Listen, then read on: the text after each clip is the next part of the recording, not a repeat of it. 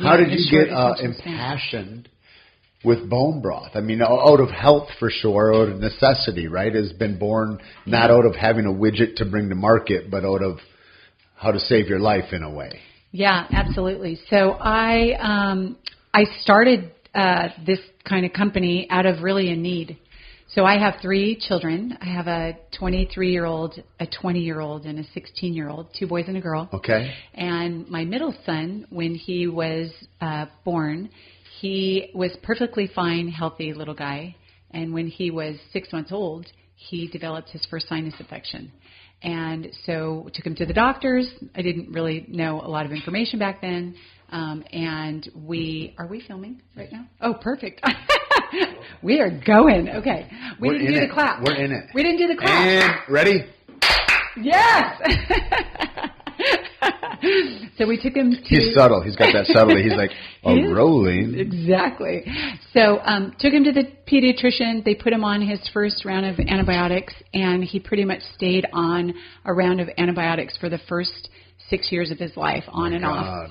By the time he was in first grade, he had been on nearly 25 rounds of antibiotics, and we just couldn't get him well. He was just, continuing to spiral with his health. And this was, 20 years ago. Then, by the time he was 6 years old, we went to a back to school night. And how you can take your children back to school night and the teachers come out and meet you and tell you all the wonderful things they're going to be doing that year. And they told me that they thought that he had ADD and that we needed to put him on Ritalin at 6, 7 years old. So I decided that night I needed to do something different, and it needed to be drastic, and we need to get out of there. And I didn't know what I was going to do, but I knew I wasn't going to continue to do what I was doing. So I went home and I decided I was going to pull him out of school that night. I was going to start homeschooling him while I figured this out. And I came across this concept of healing through food. And there wasn't a lot of information back on the internet, 13 years ago, and certainly, not the phones that we have today. And so you kind of got to go back to the Greeks. Really, to get information about that. Yeah, I actually had to go to the library. Is that right? Yeah. So I did. There was some information on the internet. I went to the library, I started doing research, and I decided I was going to try to heal him through food. And as I continued my research, I came across this concept of bone broth, and that it was something that Weston A. Price had discovered in his journey in the 1930s, that cultures all over the world used bone broth for healing. And the idea was that the bone broth heals the mucosal lining of the gut. Right. And up to 85% of your immune system is in your gut. So when you heal the gut, you heal the rest of the body. So I thought, I have nothing to lose, right? Especially because your son's been devastated with years of antibiotics now at that point. Yeah, he was a mess. And so I started cooking everything from scratch. I threw everything out of my pantry, and I started putting bone broth in everything that I made for him, even the shakes that I would make for him, the coconut flour pancakes or waffles. I would replace the liquid, and I would slip bone broth in there. And 3 months went by, and it was the first time since he was 6 months old that for a 3-month period that he didn't go on to a round of antibiotics. Okay. So I thought, okay, we might be onto something here. And then 6 months went by, and 9 months went by, and a year later we healed him using food.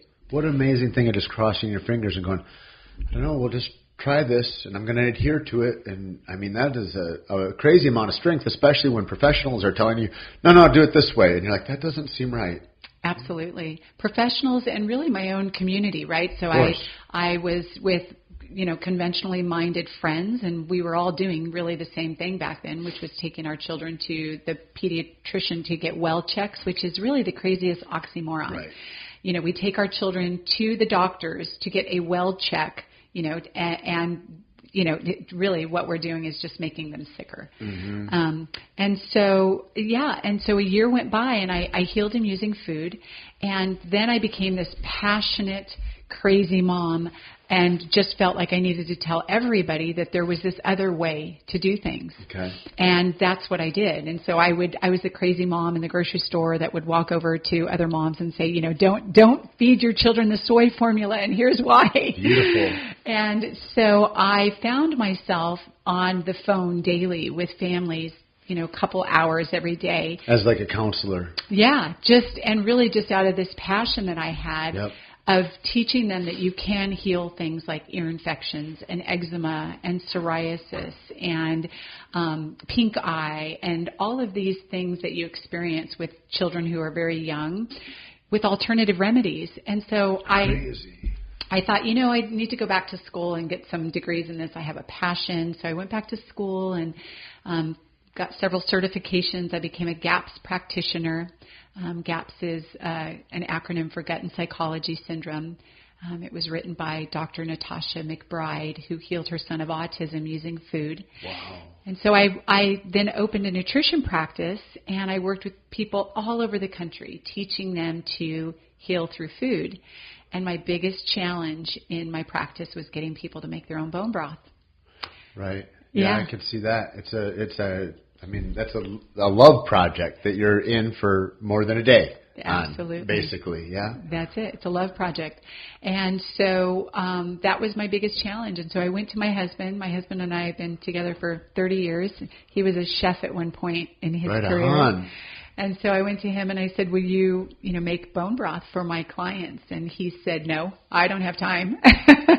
And then, I begged him, and happy wife is a happy life. Right. And so he did. And we started selling the bone broth out of my practice, and we would sell out every day.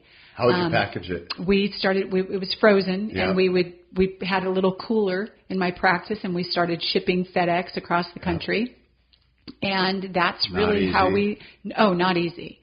Really not easy. None of it was easy. None of it's easy. None of it's easy. We started the company in our kitchen, and it just continued to scale. Got a commercial kitchen, then grew out of that commercial kitchen, took over the lease next door. You make all that sound so easy, and just knowing the obstacles that are there, like, then I got a commercial kitchen. It's not just an easy acquisition. None of that stuff is easy you're talking about with such ease right now. Like, that is like kudos to you. I mean, thank you. Because that's life-saving stuff. That's frustration and doggedness and money that it's like doesn't seem worthwhile while you're doing it. And in that, I mean, it has to have that kind of feeling for you a little bit of like, and just to dig into that mess anyway, because it's the right thing that inside your gut is a tremendous, I mean, that's tremendous. Thank you. Yeah. I mean, you're absolutely right. Anytime there's a passion behind an adventure or a product, it does it's definitely the fuel, right? Mm-hmm. But man, there's a lot of layers that everybody doesn't get to see that you have to go through. Yeah, the things that save people a lot of the time are things that almost kill the person that's trying to bring you the message. Yeah, it's a great point. I like to say that. I remember waking up and I think, these natural things are all better, whatever. Woke up in Hawaii and I looked out on the lawn early, like 5 in the morning, and I was like, it's so beautiful. It's just manic. There's no leaves on it, and I'm looking out over the ocean and these big trees, and it's like, and nature's just beautiful. And then I got up earlier the next morning. I'm like, all these guys are out there and they're picking all the leaves up off the lawn and they're manicuring it and everything. And I go, this is the pre-show before the show I saw yesterday happens. Like, never forget the work involved in something becoming magnificent in whatever that is. I mean, not that doesn't occur naturally in nature, but it's like I would sleep on that a lot of the time, and I go, you just do this and that. It's like just this and that is arduous. Yeah. That's your fingers are bloody from climbing that rock. Absolutely, Yeah. You're right, and that's a perfect picture and a perfect explanation of that, because it is. Yeah. And the product. I mean, there's a huge passion behind the product. When we launched, we were told don't go into frozen. Frozen is you're not going to be able to. Now. Can't ship. Who's going to take it? Who's going to find it? Yep. Right? Who's going to find the product? I mean, people are for all of these years since the 1950s buying, product on the shelf or bullion. Bullion. And so people get bullion and they think that I have bone broth, or whatever. I mean, my mama used to cook with chicken or beef bouillon cubes and all that, and it's like you got a nice salty flavor. Yeah. But it's not I don't think that you could argue that it's as nourishing as anything that is similar that is in the bone broth realm. You know, it's just an imitation. And yeah, and it's actually interesting because those bouillon cubes were really created by big food companies. You know, Americans consumed bone broth, and really cultures all over the world consumed bone broth. When you talk to people, you know, grandmothers and great-grandmothers from that grew up in the United States, they would say, I always had some type of broth or bones cooking on my stove, but in the 1950s, what happened was Campbell's came. That's it. and they said, guess what? We can replace that and we can make this easier for you. And that was a generation in the 1950s when our whole entire country changed their perception about food, because women who were at home, the big food companies started to market to them and to tell them, it's not in vogue to cook home-cooked meals any longer. We, the food companies, can do that so that now, you know, the TVs that are in your living room. You can be free to be as magnificent as you are. That's it. And you can have TV dinners, and you can enjoy the TV with the rest of your family. You don't have to be in the kitchen and cook any longer. I imagine all that was kind of probably on the heels of, we have a huge mobilized army that we didn't feed very well in World War I. And in World War II, we found ready-to-eat meals like, you know, MREs that we were able to substitute kind of regular meals for to get nutrition at least to guys so they could be fed. And I think out of that came a lot of trickery that was amidst. And then it happened again with baby formula, right? It's like we start thinking science-wise, we can be similar or mimic, and it's like you're not mimicking enzymatic structures, you're not mimicking a lot of the natural occurring things in the geographic environment of the mother that she is now immune to because she's got good gut health that then combated it, and then that gives it to the... It's like it bypasses all that, and we get sicker for our advancements in a way, if that makes sense, it seems like. Yeah, we've been fooled into a society to be told that we don't have to care about the ingredients in our food, and that we can, you know, take a bouillon cube or, you know, flavoring, right, and add some water and call it bone broth. There's no regulation about what you can call bone broth. And so when you go down the aisle and you're looking at many of the products that are on the shelf, the front of it can say bone broth, and you turn it around and it'll say, you know, it could say maybe bone broth and then chicken broth, because they can add a little bit of bone broth and most of it just be chicken flavoring and still call it bone broth. Interesting. So it is really kind of crazy. And that's across the board, right? With really, so you're getting a fancy Gatorade kind of. You're like, it's flavored water with electrolytes or something like that, right? Yeah. That's it's an interesting thing too. I think about Campbell's and about chicken soup. Like if you're sick, eat chicken soup. It's, you know, and how that used to be a thing. If you were boiling chicken bones or whatever, roasting your bones and having that on the soup, but like that's not what chicken soup is at this point. So it went from a nourishment to ease and comfort that then doesn't have any medical purposes the way our food could have. Absolutely, yeah. They've just taken what was meant for good and made it for bad and put a label on it. Put a label on it, and sell it very cheaply. And so it's just unfortunate. And I'm hoping that we're, I think one of the wonderful things about social media and the internet is now we have this generation that they do have an encyclopedia at their fingertips. Correct. They don't have to go to, the library like I had to do research, and they really get to find out about the people behind brands and what their passion is.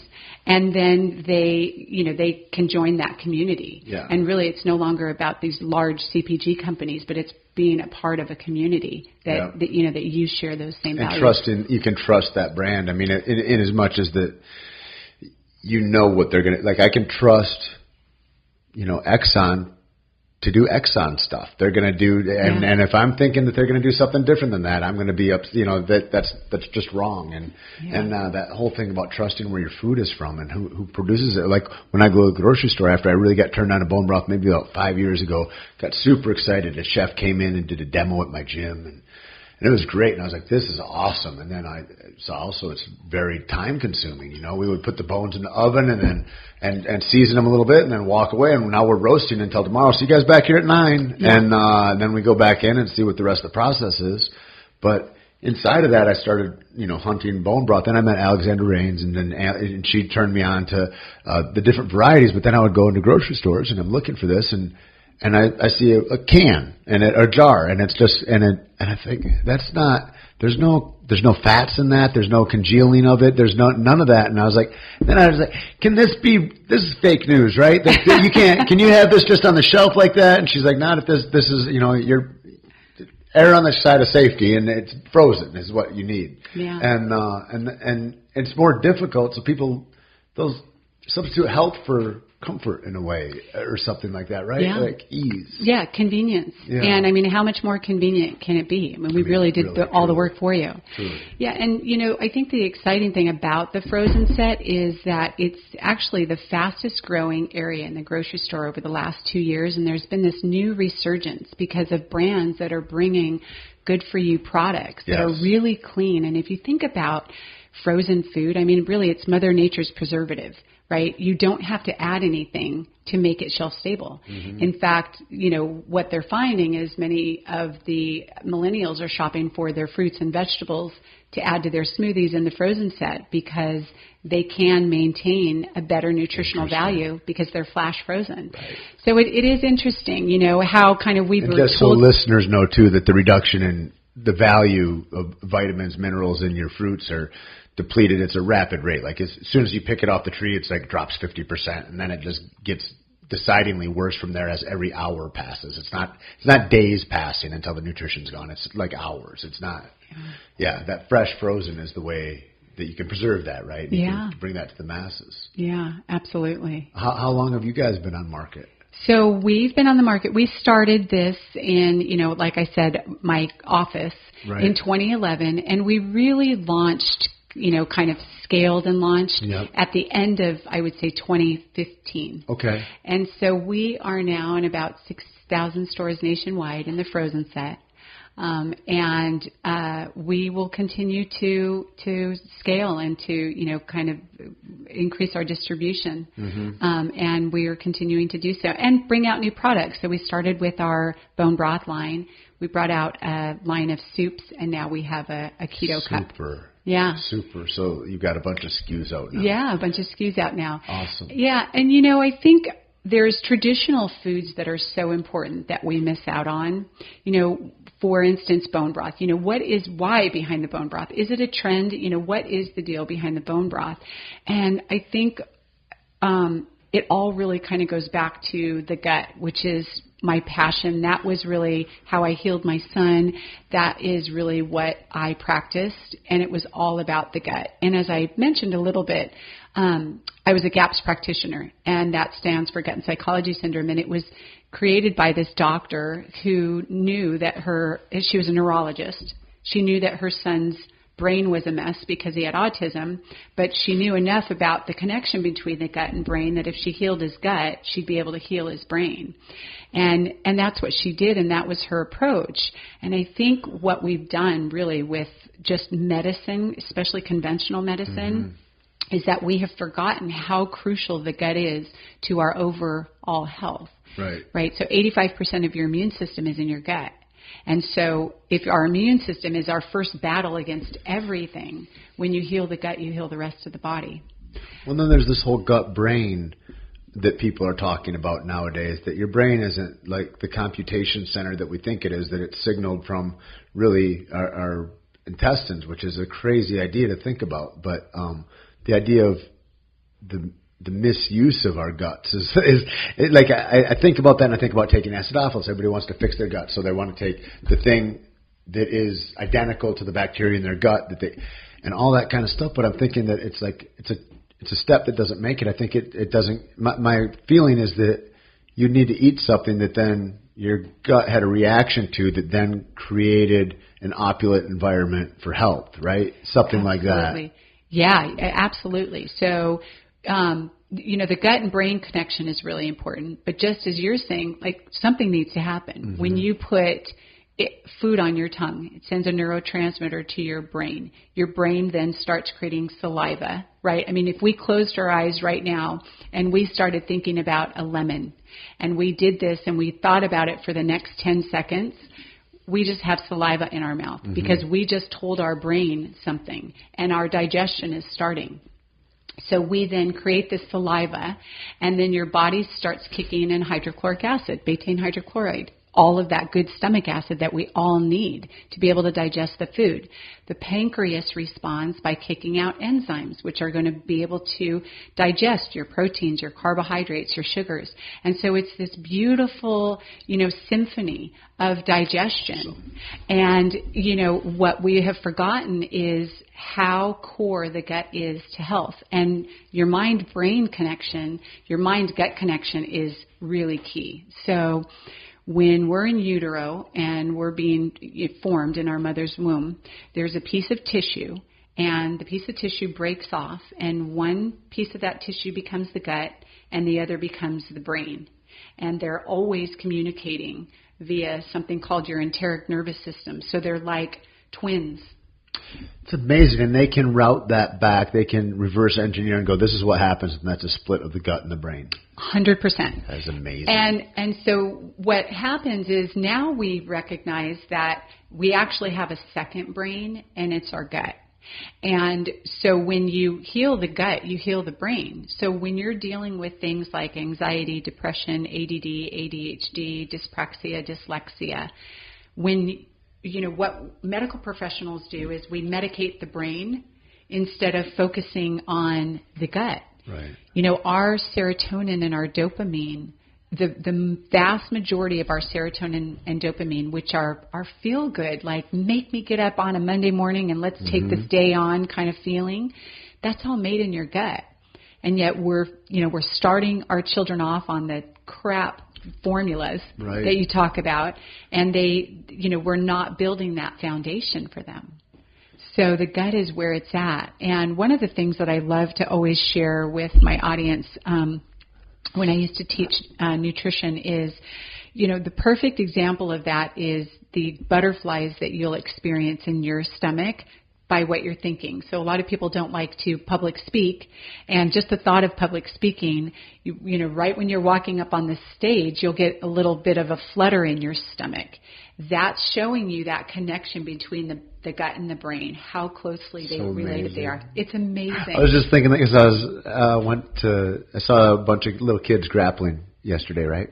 And 8 to 12 or something, and I was saying, I was like, the bathrooms are a mess at these things because kids get so nervous. There's so much at stake, and there's this thing they're going to go do, and so it's just nervous bellies and it's interesting when you think that originates in your thoughts, and that I'm like, yeah, that totally. I mean, what you're saying jives up with my personal experience in a big way. Yeah. Yeah. Absolutely. And we've never been taught that, right? Doctors aren't taught that in medical school. It's not something that we talk about, and yet ancestral health is not a thing that regular medical doctors really dig into very much. That's it's known as that'd be like chiropractor, naturopath, or something. It's in one of those lanes where we're like, that's not even medicine. Yeah. When it's maybe the realest medicine, right? Quackery. Right, yeah. Yeah. And, and Hippocrates knew, the father of medicine, and it's such an overused statement, but he said all disease begins in the gut. And he knew all the way back then that there was a reason for that. And there's so much, mental illness in our society today, and it really does stem from moving away from an ancestral diet and moving towards that sad, diet, the standard American diet, and feeding our children, what we feed them, that horrible food pyramid. What kind of differences did you see? So this was your first child that was really afflicted, right? Middle. Middle, okay. Yeah, I had a perfectly healthy one, thought I was doing it all right. Does he clown the other one? He's like, I'm just a little more resilient, bro. Exactly. And then your third child, you had a whole different experience with because you had all this new information. Yeah. Do you see, they're all different, and unique, and independent. But are there any markers that you're like, this is a way different experience, even as far as going through childhood development and learning abilities or obstacles therein or that aren't there? Do you notice differences like that from the beginning? Because you've had your own, micro experiment going in your family. I have, yeah. So I have. I mean, I've noticed even with children that I worked with, right? So I worked with a lot of children who maybe they were autistic, and then the second baby came into that family and they got all of the good nutrition. How settled those children are, how those children are just happy with themselves, are happy with life. I think in my own experience with my daughters, I have two boys. The one in the middle was the one that was ill, and then I have my daughter. She's never been on medication. I mean, she didn't take a Tylenol until one of her friends in high school gave her a Tylenol. Like, you want to get crazy. Yeah, exactly. I want to take a Tylenol. Yeah. So everything that we did with her is holistic, and she is just a joy to be around. She's 17 years old. I didn't have to go through the horrible teen stage with a girl. And, in today, that sounds like an impossible task with social media and all the things that a 17-year-old has to deal with. And she's just, she's got this gorgeous mind about her, and she knows who she is. And I really do attribute that to having this amazing, just amazing food supply and this gut that we've developed in her. Yeah. And, I've seen that. And that's Pottinger's cats, right? That's the Pottinger's cat story. So if you think about Dr. Pottinger, and for your audience who doesn't know, it was a doctor who did a kind of a research study using cats. And he took a group of cats and fed them what they are supposed to typically eat, which for the cats it was raw food and raw milk. And then he took this other group of cats and he fed them all of the cooked crap that you would feed a regular child. And generationally, each generation, the cats became more sickly and more sickly till at the very end of his study, the cats were killing each other. They were pulling out each other's hair, and it resembled what I thought of as like a kindergarten classroom today, where the kids are biting each other, and it's like Lord of the Flies everywhere you go. Exactly. And it's so much has to do with our food system, what we're feeding ourselves, our children, and our gut. What do you feel? I call it transfusions. Okay. But I think they're fecal matter transplants they do. Oh, yeah. Are you hip to this? I am hip to that, yeah. Right. I think transfusion, I want to trademark it. I feel like that's a really good name, and I just don't hear it enough. But transfusion, I isn't that love nice? It. Yes. But we need shirts branded. Have you had your transfusion? They'd be shitty looking. That was bad. I'm sorry. But that seems like a workaround, right? Yeah. As opposed like a cheap fix, but is it a fix? And do you know if that has efficacy? I don't know very much about it, but I think it's really interesting because I think that, for my own personal journey and going through, like working through depressions and different, all different things, whatever. I'm thinking, how can I do myself some favors? And I think gut health is a huge thing that is just maybe low-hanging fruit that I just haven't addressed because I haven't known about it very much. Yeah. So, I'd love to hear what you know about that. Yeah, so fecal transplants are obviously a new protocol that many of the doctors weren't interested, but now we're seeing scientifically that they can work, especially for patients who are advanced Crohn's. So some of the patients that I worked with that were advanced Crohn's, these are people who are having 22 bowel movements a day. They can't leave their house. They've been on some type of conventional medicine for 12 years, and they just cannot get well. We've seen great success with these individuals. My cautionary tale with that is exactly what you just talked about, is that, we're not addressing the root cause. If you think about the bowels, so when I worked with people that had diverticulitis or any type of issue with their colon, and we think about our bowels or even our poop, we think of our colon. But what I used to tell my patients, I used to say, your colon is on the receiving end like a mitt from your gut. And so we're going to focus on your gut, and then we're going to get your colon well, because we're going to fix what's feeding into. We're going to fix upstream, and then your colon is going to respond because of what you're putting into you that got toxic waste that's running in the river and ruining the ocean. You don't start the problem fixing at the ocean. That's it. Yeah. Exactly. Got it. Okay. So there are circumstances, though, that are extreme that you need to do that because you don't have the time with some of these individuals to fix their gut. But for most people, that's not going to be necessary. Yeah, I don't think it's like putting the cart before the horse. There is another way that you can do it. And I think, in general, I mean, I hate to say like there's maybe a few people that can benefit from, but if you work foundationally with the gut, since the immune system is in there, since the colon is on the receiving end of it, and you fix that, you're going to affect the colon. I'll give you this great testimony of a gal that came to me. She was 40 years old. She lived in Orange County. Her husband was a police officer. She had heard through another person that was working with me to come work with me. She started experiencing IBS, having some bowel issues. And within 6 months, she was full-blown Crohn's. So the doctors at UC Irvine said to her, you are at the point where we're going to have to remove part of your colon. So again, we're going to go in, we're going to remove part of your colon, right? We're going to focus on that piece of your body. We're just going to remove it, and you're going to have a colon. Yeah, we're not going to fix it. We're going to take it. We're just going to get rid of it. We're just going to cut it out of the body. And so she came to me, and she said, I'm 40 years old. I can't have a bag. I can't, this is crazy. And oh yeah, that's what that means, right? Now you have a colostomy bag. Yeah, that's it. Of course. Oh my God. Yes. So I said, okay, we're gonna do this. We're gonna do the GAPS protocol. Tons of bone broth for her.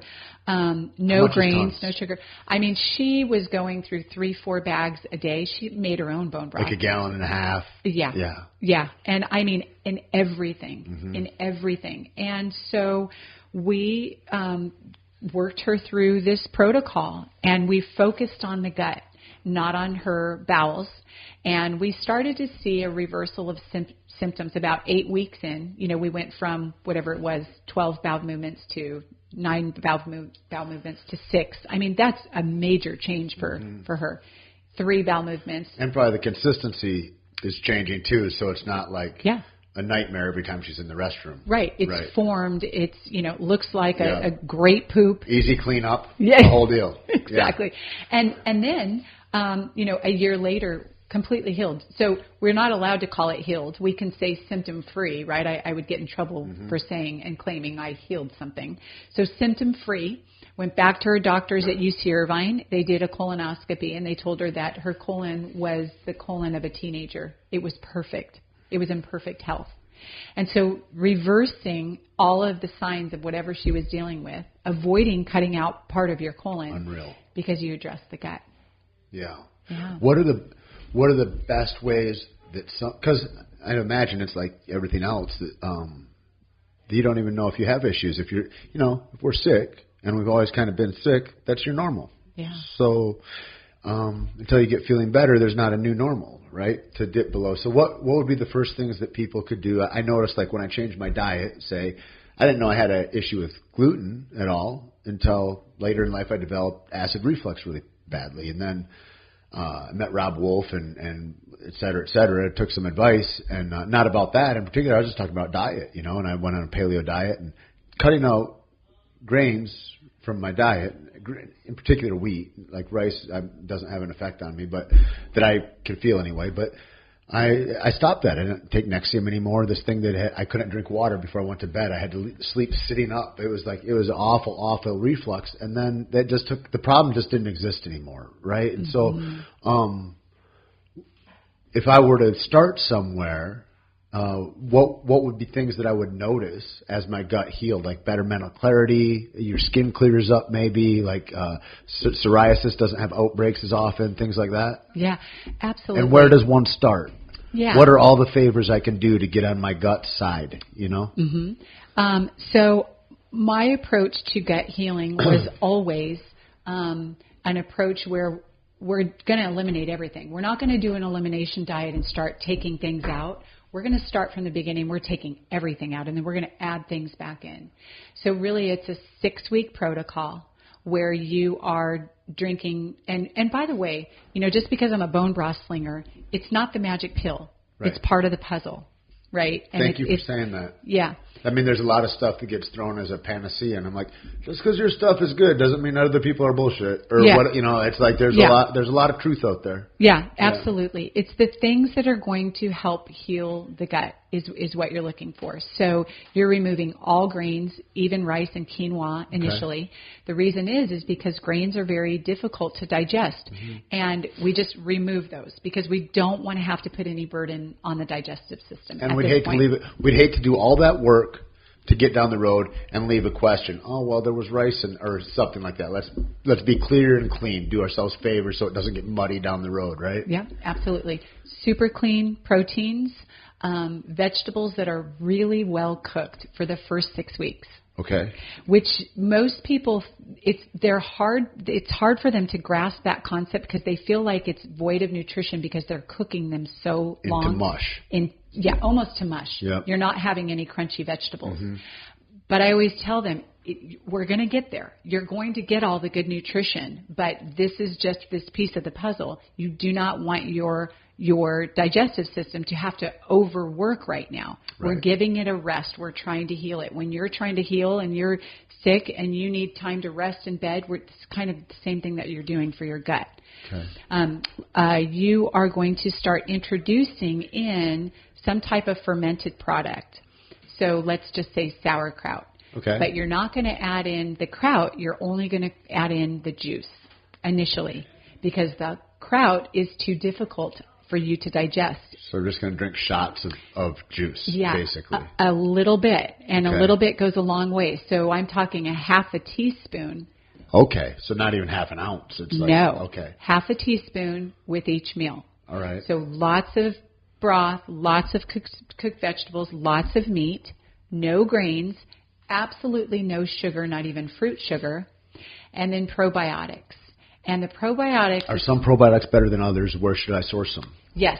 So, there's a gazillion probiotics out there, and I think that one of the most important things you need to do is find a probiotic that has research and studies behind the product to show the efficacy of the product. And once you find that brand, like we talked about finding a brand, there were several that I used in my nutrition practice, and so in my experience, and this is just my own experience, it doesn't mean that I'm kind of saying that everything on the shelf is bad, but for my practice, we always used refrigerated probiotics. And I just found that... seem more serious to me when I walk by. I'm like, you guys on the shelf aren't trying hard, but these guys are working, and I admire that. And they're live, right? It's a live culture. And I just found that they worked in my practice. I had the ability to use really anything I wanted to, and I just found that they moved the needle more quickly for me when I was working with really sick people. But with a probiotic, you're using a very, very insignificant amount. So think about a probiotic capsule. You open up that capsule into a bowl or on a plate, you're cutting that up into eighths. And you're taking 1/8 of that capsule every 2 days. And you're titrating yourself up for 6 weeks until you're finally taking 6 to 8 capsules a day. Because you are trying to repopulate all of that good flora, but that is a very slow process, and your body responds much better, and this is what Dr. Natasha found in her GAPS protocol, when you introduce them slowly. Okay.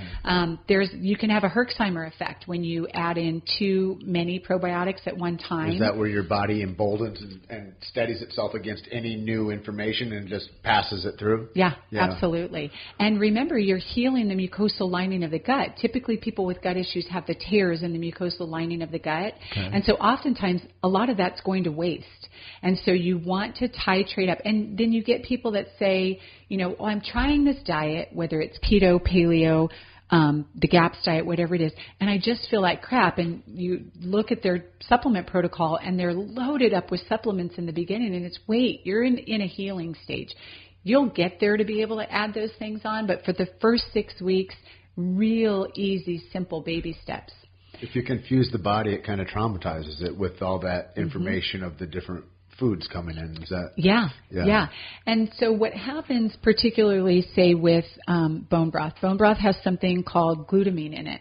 And the cells that line the mucosal lining of the gut, their favorite food is glutamine. So when the glutamine goes in that cell that's sitting on that mucosal lining of your gut, the cell then spits out a little bit of mucus. And that mucus starts to patch all of those little holes in the mucosal lining of your gut, seals it, and now you have a sealed, healed gut. And then you're going to be able to uptake all of the probiotics and all of the fermented products that are going to start to produce all that healthy bacteria in your body. And then the other one component with the fermented foods is the fermented foods are going to teach your body to start creating all that stomach acid that's good for you to start that digestion process. Now, would this happen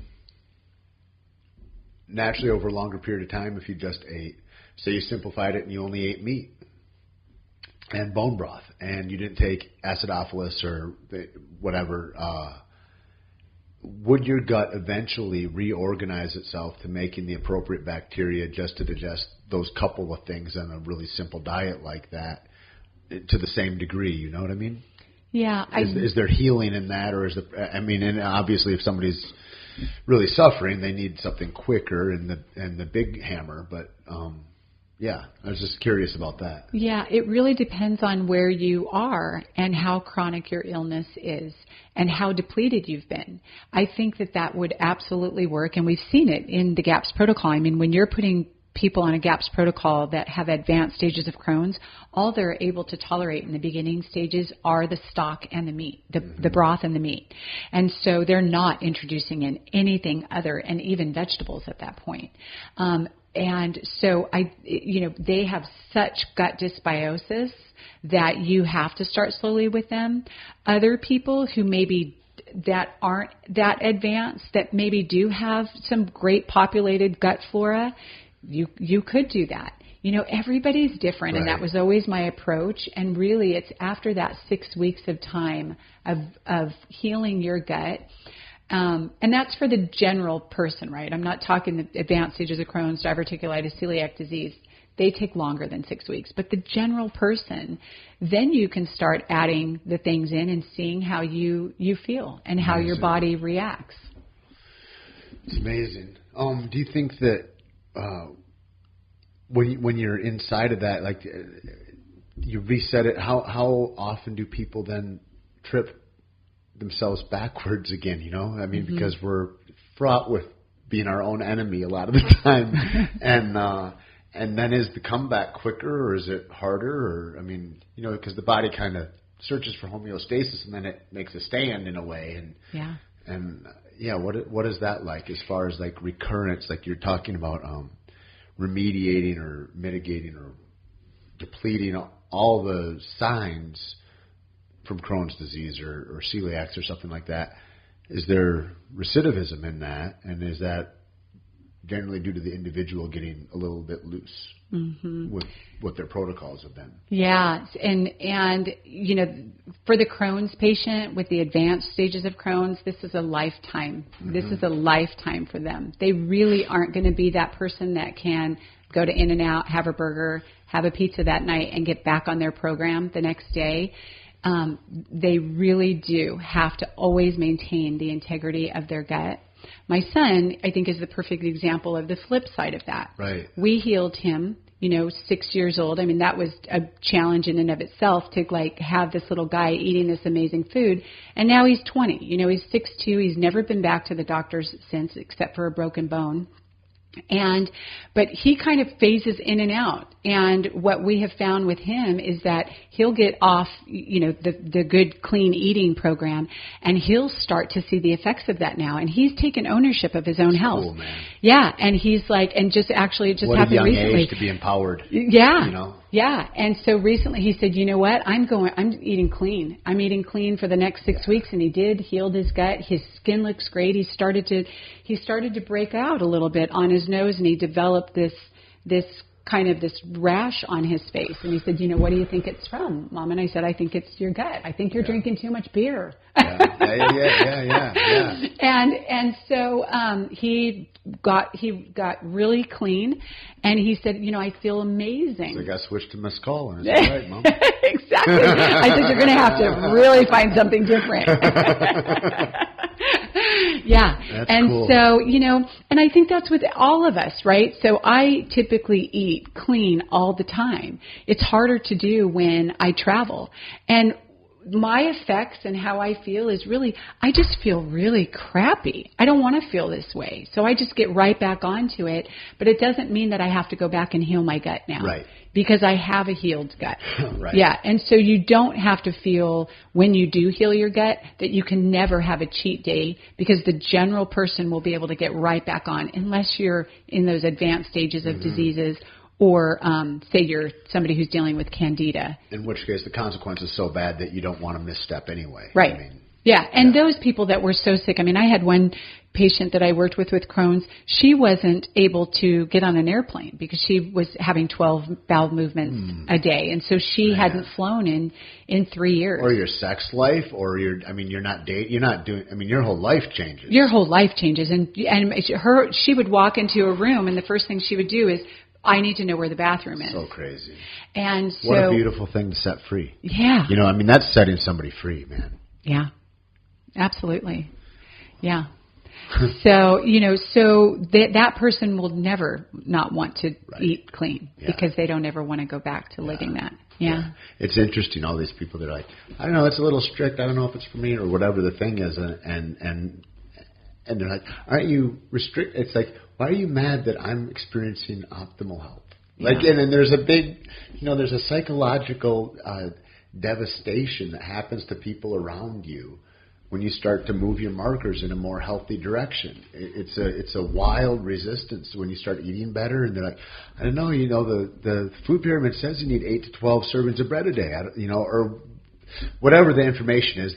People are just kind of contrary to your own best health sometimes. Yeah. It's a trip. Isn't that a trip? Yeah. Yeah. It's like the whole family needs counseling. It's true. It's wild. It is wild. Absolutely. And it's usually the family that doesn't listen to you, right? And then you have to go outside of that. Yeah. Yeah. My mom is 78. She's been on thyroid medication. She was on thyroid medication for 40 years.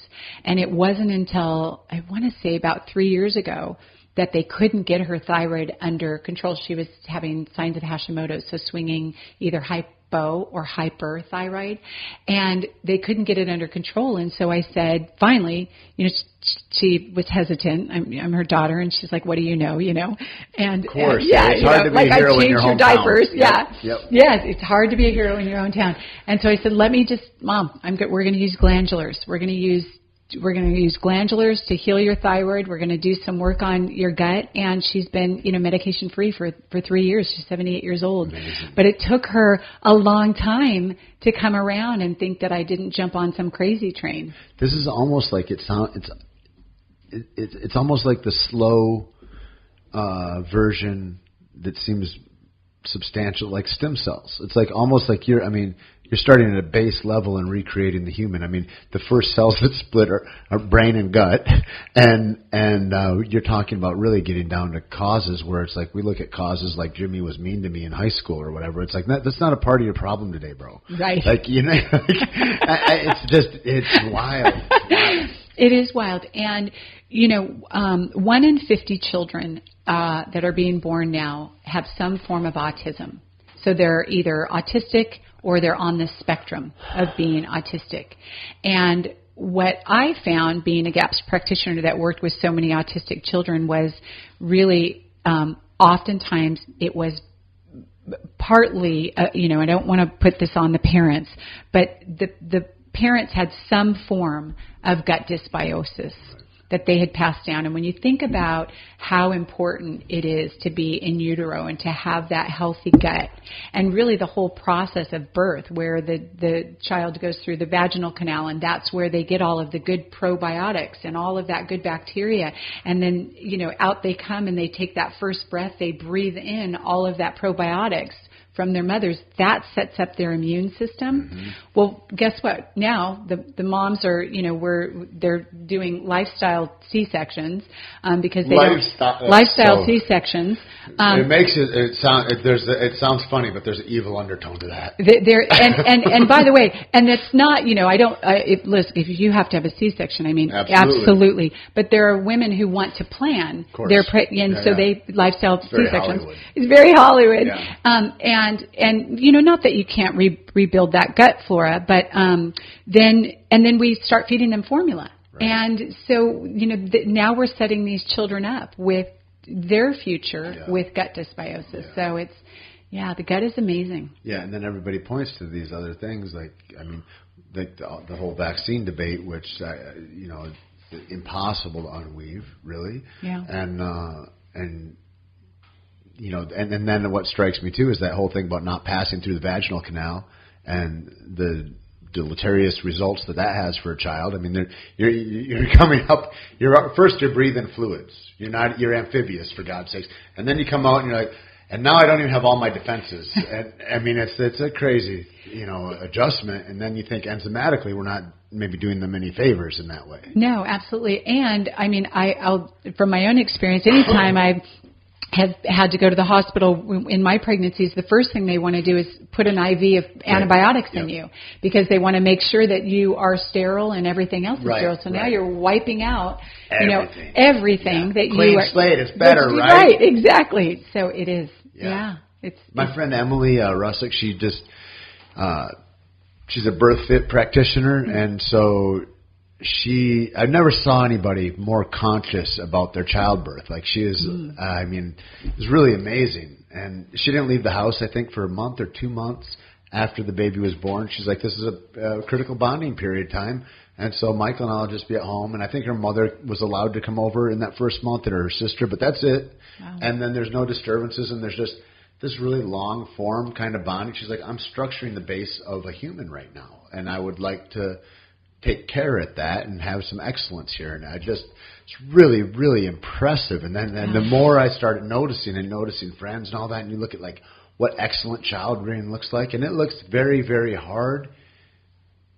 But I think it's easier than I think I'm looking at it, because I think that the one thing in common is all these humans instill this sense of discipline. Like, this is a standard. We don't deviate from that in this family, and this is what it is. Mm-hmm. And I saw that with Ryan and his daughter yesterday. You see it. Too. You can see it everywhere, and then you can see also the other side of it everywhere. And it's just really interesting, like that whole idea of creating these higher standards for ourselves, and always looking at that through my eyes as like, shit, that somebody wants me to climb higher and run faster, and I thought about it as an arduous task and encumbrance, as opposed to like, that's where freedom is too, man. Yeah. It's difficult to set up, but once you do, man, you've created a system which has got health and performance in its onset. Like that it doesn't go anywhere but that. You pointed the compass well. Absolutely. And that's like most of us, I don't think it's easy to sleep on pointing the compass well when you're just feeling good and everything's great, but like a storm's coming. Yeah. And if you don't embolden yourself for the storm, well, yeah, man, of course, things are going to get in disarray to a higher degree the looser you've been playing it up until that point. And it's a real lesson, man. It's really interesting. I just love that. Yeah, absolutely. You're right. Yeah. Where did you get your name Bonafide from? So we were... How did it all come about? I know. How did it all come about? Because I did the same thing. We scaled, We had an idea. Yeah. And then we didn't think that it was going to be we didn't intend it to be a thing, or I had known I didn't want to be in business like that. Yeah. And then this thing occurred because we were kind of in love with the process of the thing, and then a diet went with the whole thing. So I imagine you developed in a similar kind of fashion. That's exactly it. I mean, we really never ever started it to make a buck. It was I just knew that I could get people well if they would make their bone broth. And after their 6-week protocol, they'd come to my office and say, well, the one thing that I didn't do was the bone broth piece. And it's like, well, that's why you're not, well, I told you there's like pieces of this puzzle and you left out a piece of the puzzle. So we started out as real bone broth, and that was really because I wanted people to understand that it's real bone broth. There's some fake-ass rappers out there. Exactly. Yeah. And what we found was that we didn't want to just be a bone broth company. We wanted to be able to bring wellness through food and have this deep nutrition brand. And so we worked with some people that, we sat down and they said, tell us about you. Right. And they walked away and they came back and they said, we think that we might have a great name for you. And so they first said the name Bonafide, and I said, I don't want bones in the name, and they said, no, hold on, it's not Bonafide. There's that's just kind of like the funny piece of it, but Bonafide, you, the root, the etymology of that. Yeah, they said you are a real, genuine person, and the product is real and genuine, and that's actually the name. Goodness and fidelity. And that's actually what Bonafide means. It means real or genuine. Yeah. And then Provisions was food for the journey. So you're going to take, real and genuine food, and you're going to have food for the journey, and that's how we came up with Bonafide Provisions. Beautiful. Yeah. It's artisanal in a way too. Provisions. I think of a old general store or something. No, it's like stuff that you can trust. Like, it is what it is. This is what's in the barrel. It's a pickle. Yeah. You can count on that. That's a pickle. That's or it. Or whatever. Right. Yeah. Just the way your grandfather used to do it, and we're going to do it the exact same way. Yeah. Yeah. I like that. I'm inspired. I'm going to do a bone broth fast. Awesome. Which I think is not a fast, because I feel like it's so nourishing in that way that it's not. What do you think about collagen and things like that? Like, as far as eating it from food, from animals is one thing, but it's pretty in vogue right now. If you look at a trade show here and there, you might see the word collagen around sometimes, everywhere. Yeah. And once in a while. Yeah. So these powdered varieties of it, we've got a lot of collagen proteins in this space now. As good, different. Good substitute, but not to be completely substituted, just as an addendum maybe. What are your thoughts on that? Yeah, I like your third statement, just as an addendum. Yeah. And, one of the things that I think that I love to talk about, and I always have, is that this body is a machine. It was designed by, whoever you believe in, either God or Mother Nature, or it evolved, to be fueled, nourished, healed, and motivated, well created with food. And so, just as we talked about a little while ago, there is an entire process that happens when you put food on your tongue. Your body recognizes food, and that's what this body has. And thus the process begins upon the thought and the touch.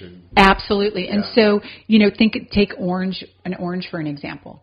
What is your body going to be able to get from that orange versus, say, a vitamin C supplement? Mm-hmm. It's your body knows this orange so much better than this vitamin C, and it's going to be able to uptake and utilize this orange far better than it ever would that vitamin C. And so I think the collagen, craze, I'm thrilled that people care about their health and they're adding something to it. Yes.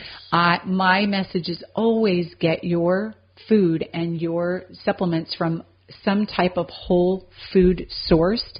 And if you can't, or you need to supplement, then find a brand that's really committed to doing all of the labs and testing of what's in that product, whether it be a collagen powder or really anything else. Because you have to remember, what do you have to do to, say, collagen to get it into powder form? Mm-hmm. Do we have to deodorize it? Do we have to, what? Is it bleached? Is it like the whole thing? What do we have to make do? It palatable for market. What are we talking about? Exactly. Processes. And so find all of that out and find out what you're putting into to your body. So I don't want to kind of throw out this whole, industry. Of course. But I always like to say to everybody, this body and this machine recognizes food best. Right. And then supplement when what you you're saying need to. is real, recognize real.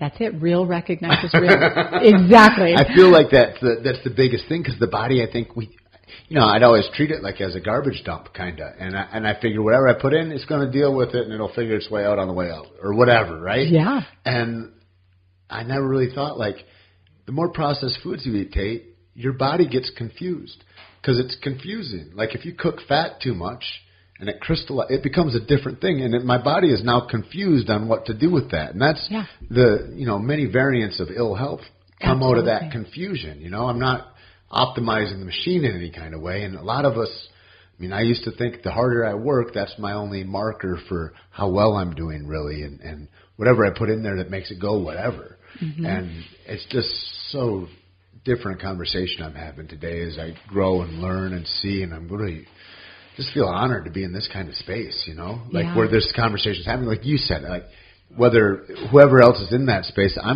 whenever I go and I see one of the brands that I see at a natural food show or at whatever, and I see that in the store, I'm just happy that the public is pushing their interest in that direction to where huge corporate greed is going, we're going to have to get on board with this. Yeah. Where you've got the Walmarts of the world that are like, no, we're interested in organics now. Yeah. That's a shift that's happening in a otherwise what can be hopeless world.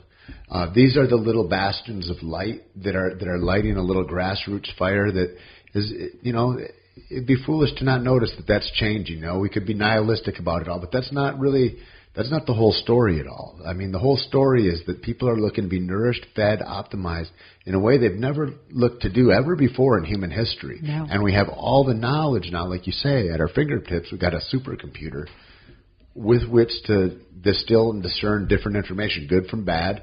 And then we can hopefully, at the end of the day, overlay my own experience, which is the only thing I really can hold on to. I can't hold on to the podcast I heard, the book that I read, the whatever. I've got to go and I've got to do this exactly, or I'm not going to have. It's like, you're talking about, I left out the bone broth piece. It's like, if I tell you to cook a cake and you're like, I don't like eggs though, you're going to have something at the end of it, but it's not going to be called cake. It's going to be, or whatever the thing is. It's like you can't expect the result that I promise you by following a different road. Mm-hmm. This is the road right now. Mm-hmm. Really glad to be on it. Yeah, me too. My son, he's 20, and he would be the first person to say, I would be sick all over again for the first 6 years of my life if it meant to be here where we are as a family and the opportunity that we've had to help people. When I get emails I got an email the other day from a guy in Brooklyn. He's a throat cancer patient, and he couldn't eat really and consume anything as he was going through chemo. He was just burned up from the inside. He had sores in his throat. And the only thing that got him through it was, our bone broth. When you are able to touch people like that on that level, and that they become enlightened. And now he took the bone broth into his oncologist, and his oncologist said, wow, your markers are amazing. Can you have them ship me some? And I'm going to start seeing if I can. And so it's these little kind of pieces and this thread that we're all weaving through and just becoming better for it. And you're right, like the Walmarts of the world, they reached out to us a couple of years ago. They had a very forward-thinking frozen buyer and young girl, and she decided that she was going to put in a paleo set in the frozen aisle. And she started out with one door. She put our product in, doing really well. Awesome. And now she's expanded to 2 doors, 2 paleo set doors in the frozen section in Walmart. Yeah. It's amazing. And 10 years ago, we'd be like, never. Right. That's not a thing. That's not a thing. They don't give a shit about people or whatever the thing is. And it's like, no, if the people care enough, they'll respond. They're responding, and it's great. And they're embracing brands, and they're working alongside us. That's and beautiful. They want to get their consumers, all of our products in their hands in places. We all live in a bubble. I can go down the street and there's a natural market right down the street, but the majority of America still has to drive a long, way to get to a natural grocer. Yeah. And so Walmart provides, that need for many people. And, they've got the scalability. So I grew up in a town where I was excited when 7-Eleven started because I'm like, wow, it's a restaurant and a grocery store all at the same place.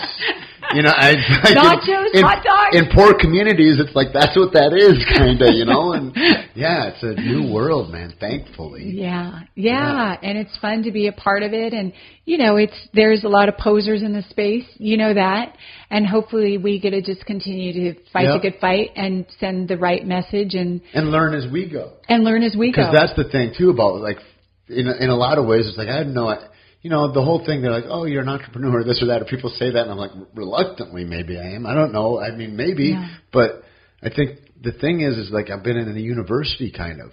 You throw your hat in the ring for what you want to do, and then you're like, you take a whole bunch of lumps until you figure out, oh, it looks like this, and they want it like this, and oh, shelf stable's a thing. Okay, we need to do what's shipping like, and you work around all these problems that people that would like to distribute, and then a few years later, if you survive, that's the rule. You got to survive. And you better love it enough that you want to survive, because a lot of people call it quits after fuck, it's hard, man. Yeah. Unless it's something that you're impassioned about. And for me, it's just like I've just been sitting in the gratitude lately of going, man, what a cool thing to be able to be in the space. And the reason that I'm able to be in the space is because I said, hey, let's play in this game, And I have great partners like Lacey Mackey and Keith Jardine are like fantastic partners to push me forward into that and go. Yeah. I just feel real fortunate because this is the place to live. There's a lot of other places where it's like get into a lane and this is what life looks like, and then there's this land of infinite possibility where you can get into and you start to go, what's the wilderness like this look like? Even if it's the wilderness of my own mind and experience. Mm-hmm. Yeah, it's exciting. It's one of the best industries to be in, especially when you're putting out amazing products. You really get to be a change maker in people's lives, and you can't. And taking it back. It's like you're taking the world back from bullion or from Campbell's soup. That's it. Or whatever, and it's like, and now Campbell's soup's got to go, shit, we have been fake for a while. Okay. And then maybe a company like that comes around and is like, you know what? We want to do this the right way. We want to do this the right way. You guys are right. Yeah. We didn't know. Because nobody does this out of evilness. It's like, nobody knows. They wanted a better way. That's why they made baby formula. Turned out it was a shit idea. Yeah. Whatever. Yeah, absolutely. Yeah. But now we know. Yeah, that's it. And we didn't have the information at our fingertips that we do now 30 years ago. Right. That's why the younger generation, my children will go, if they're speaking to a doctor, they don't go to the doctor's office, but if they're speaking to a doctor, they'll challenge them. Right. Where my mom's generation, oh my gosh, you walked into a doctor's office. Doctor said was the ultimate excuse. That you can't trump that. Oh, no. And you never challenged that doctor. Right. And be what? Rude and all that. So it's, we've just come so far, and we still have a lot of space to grow, but it is exciting to see some of the larger food companies coming around and going, yeah, you know what, you're right, I got it wrong. Yeah, if you care, it matters. It makes a difference. Yeah. Yeah, I think that's the biggest thing is this hope that what's wonderful is when you sit in misery and you're by yourself, it feels like endless, and it feels like maybe that's a forever thing. And then you go out and you get around other people, and they're like, yeah, no, me too, man. I'm struggling. And then there's a rising that happens in that a little bit, even in posture. And then people can start to walk straighter, and they go, oh, okay, yeah, no, it's difficult. And we're outside now, and we're together, and we're going to be able to put another foot in front of the other foot, And sometimes it's just like that, and we need each other to be those lighthouses, I think, you know? Absolutely. Yeah, and thank you for being one. Love it. Tremendous. Thank you. Yeah. Thank you, and thanks for having me. This has been amazing. Really, and I love what you're doing. It's been great. So great. It's like what a great the whole thing, and it makes me. And you smell good wait too. Till next time. Thank you very much. I gave you a hug, and I was like, wow. I said to Grace, he smells like a garden. It's my signature. I have a signature scent. Because, if there's blind people out there, I want them to love me too. Oh, well, they will. They will. When they give you a hug, they will. I'm here for it. Figure it's really good medicine. The more you can get out and hug, the better. Yeah. Yeah. I love that. Where can people find you? So we are, if you check out our website, punch in your zip code, you're going to find a store within, Bonafideprovisions.com. Bonafideprovisions.com, 5 to 10 mile radius of your home. Cool. Frozen sets everywhere. We have an e-commerce site. We will deliver directly to your door as well. Yeah. Can they look for you on Instagram? Please do. We would love for you to follow us. So Bonafide Provisions on Instagram. Cool. Yeah. Cool. And we would love for you to follow us and follow us along. And we're always doing, kind of fun things. We're going to be talking about you today. Awesome. I really love that it's so, when you talk about rehealing the gut, it's so easy. There's not it's not an intrusion process. There's nothing. It's like, no, cut up one tablet And mix it, like, it's just like this easy thing, this little, not even a shot of, because when you say, like, you got to drink some sauerkraut, I'm thinking, okay, how many pints do I got to get out? No, just a half a teaspoon. Like, it's just, it's an easy, anybody can do this. Yeah, this machine responds so beautifully to things that it desires and wants. You know, innately. Right? Innately, this machine knows what it wants and loves. And so you don't need a lot of really any of that. And the gut will respond quite quickly for normal people. Anybody can do anything for 6 weeks.